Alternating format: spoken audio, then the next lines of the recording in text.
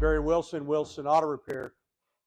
A four-door Fairlane. I mean, you think about that for a minute. You could have a Mustang, you could have a Camaro, you could have a Chevelle. There's all kinds of cars you could have.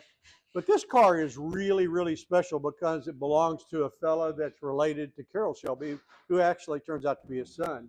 And he had this car for a number of reasons that brought back a lot of memories.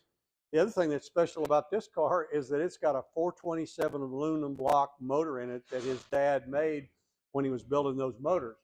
So we have decided to bring this car back to life where he can enjoy driving it. We're putting power steering on it. We're doing a whole bunch of work to it. But one of the things that we wanted to do was something special for him. And so we took the underside of this car and really made it look nice. And we put black bed liner on it, but on other areas we put a very shiny enamel and clear coated it. Today we're putting the gas tank in, and you can see the underside of this looks great. And we're finishing up the underside, then we're going to do the wiring, then we're going to drop the motor in, put the power steering in, and turn this into a beast so that he can enjoy driving it.